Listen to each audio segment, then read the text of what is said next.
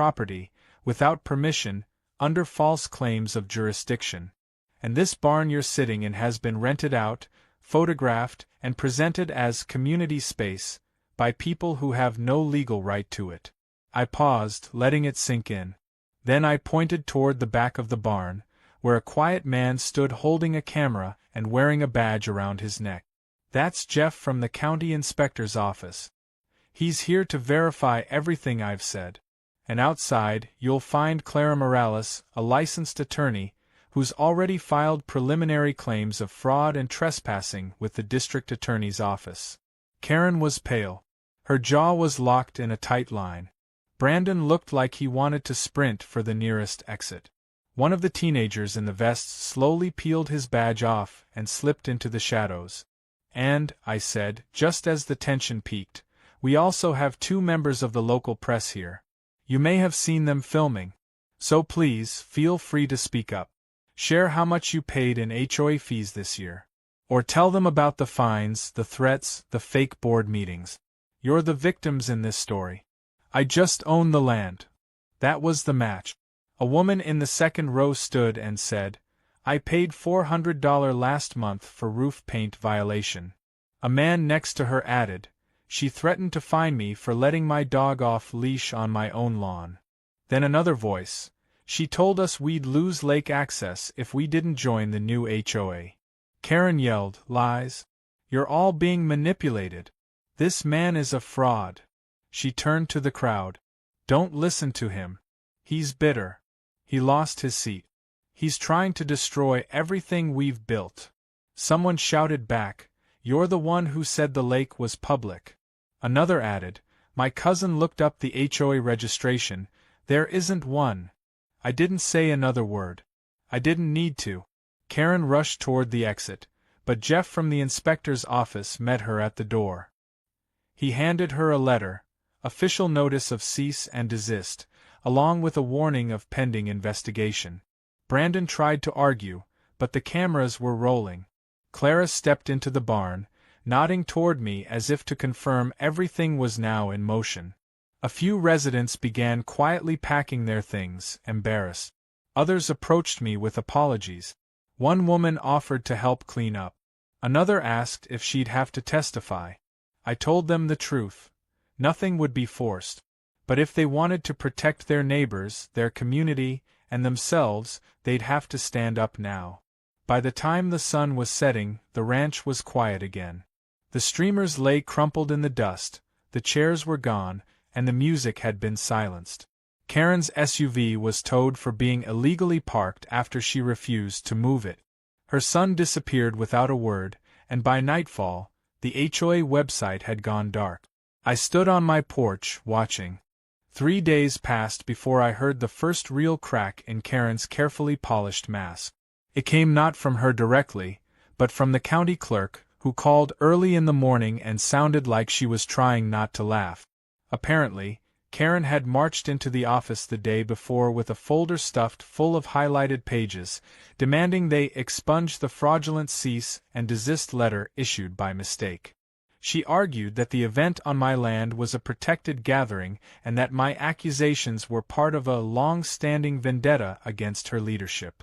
The clerk told me she sat there for 20 minutes while Karen pointed at maps and fake printouts, insisting they must be out of date. The cherry on top? She claimed I forged my own property deed.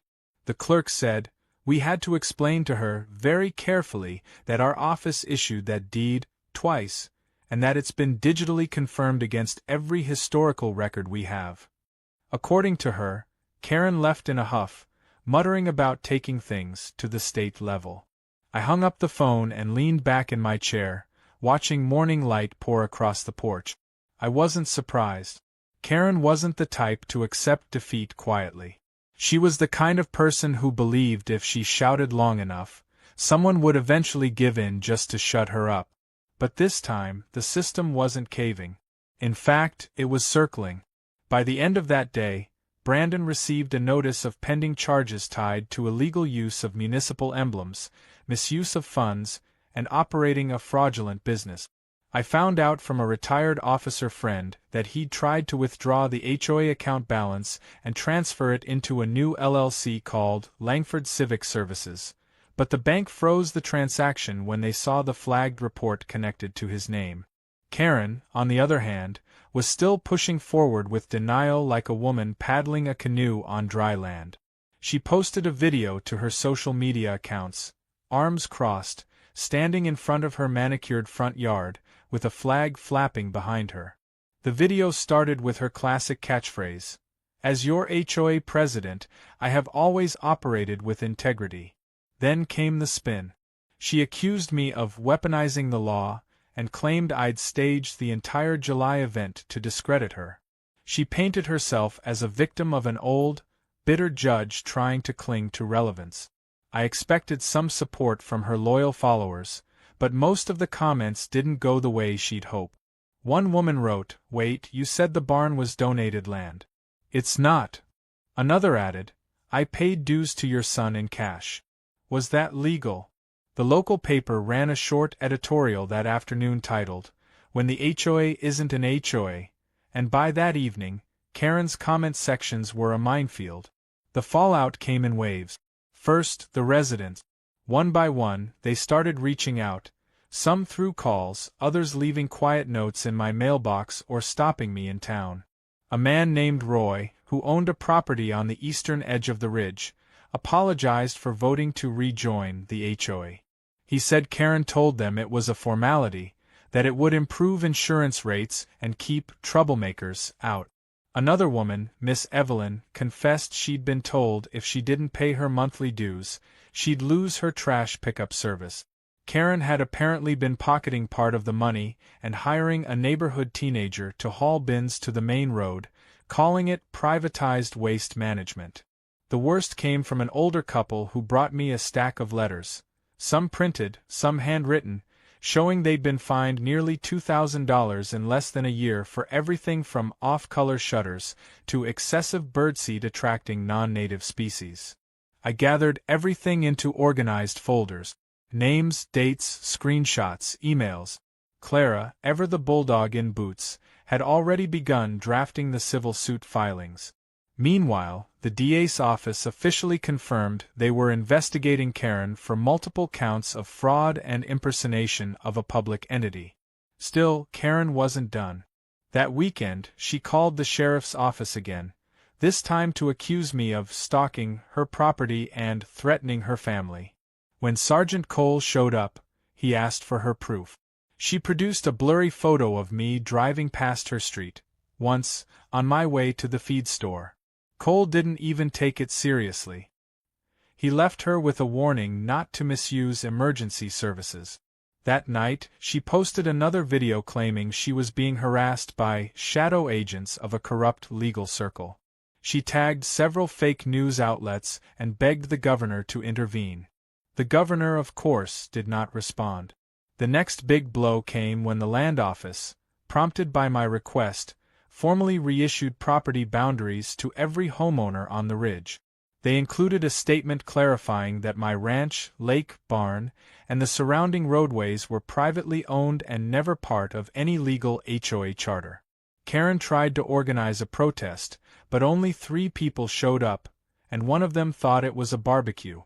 With mounting pressure, Brandon finally snapped. He was picked up in Jenkins County while attempting to rent a car under a false name. When police questioned him about the HOA funds, he reportedly said, "I was just doing what my mom told me." By the following morning, Karen's lawyer, yes, the one she bragged about in every HOA meeting, officially withdrew from her case. He cited irreconcilable differences with the client's interpretation of reality. At that point, she was a sinking ship trying to patch holes with wet flyers. She put up signs at intersections claiming she was forming a citizen-led watch coalition. She tried to charge people again for HOA renewal opt-ins, this time through a GoFundMe. That got taken down within hours for violating the platform's policies. She even left a letter taped to my gate, handwritten and shaking with rage. It accused me of being a tyrant, of weaponizing trauma, and ended with the line, You may own the dirt, but I lead the people. I didn't respond. I just added it to the evidence file and kept moving forward. But the real victory wasn't in the court filings or the video recordings or even the public embarrassment. It came the day I walked out to my lake, early morning fog still clinging to the water, and saw that someone had left a cooler on the dock. Inside were 2 sandwiches, a small jar of jam, and a note that read, "Thanks for standing up for us. You reminded us we aren't powerless. Let us know if you ever need help mending fences, literally or otherwise." That moment mattered more than any gavel.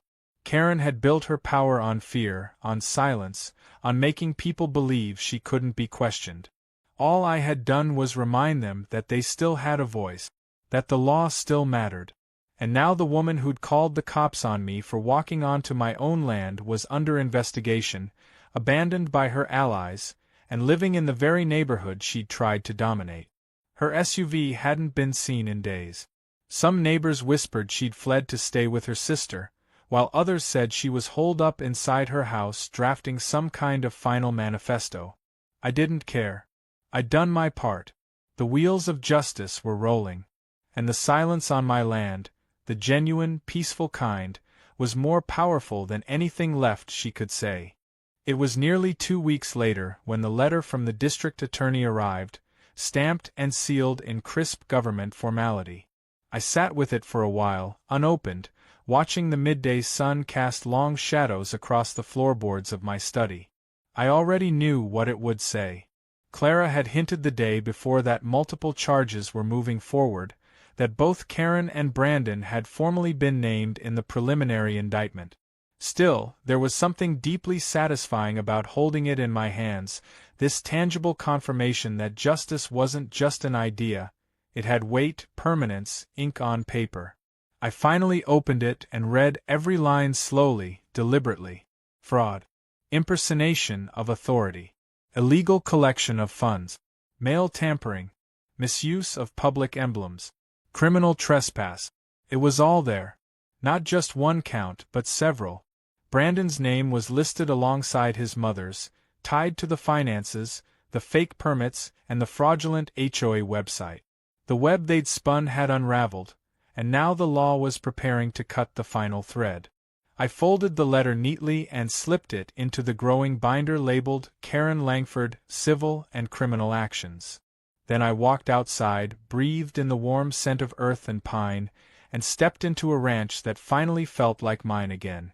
The barn doors were wide open, not for an HOA meeting but because I was sanding the old beams and repairing the shelves my father once built.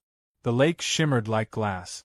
No streamers, no signs, no folding chairs. Just water and wind and the soft rustle of the breeze moving through the reeds.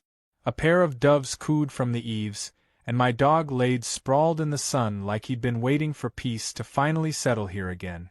A neighbor, Roger, pulled up in his truck around noon. He stepped out, hat in hand, and walked over to me with a look I'd seen many times before, equal parts embarrassment and gratitude. "Judge," he said, "I wanted to come by and say thank you. I should have asked more questions. I should have known better." I waved it off. "You were misled. That's not your fault." He nodded, then chuckled awkwardly. "Well, I helped Karen hang a few of those fake HOA signs, so I'd say I was more than just misled." We shared a laugh and then stood in silence for a moment, watching a pair of kids ride their bikes down the main trail. No permits required. No patrols. Just freedom. "You planning on opening the lake for folks again?" he asked, cautiously. "I might," I said. "But no fees. No rules other than basic courtesy. And definitely no self-appointed overlords with clipboards." That seemed to please him. He offered to help fix a broken fence post on the southern boundary, said he'd bring some tools by over the weekend. One by one, people were coming back. Not just physically, but emotionally. They weren't afraid anymore. Karen had ruled through intimidation, through whispers about fines and anonymous reports and consequences that never had legal backing. Now, that spell had broken.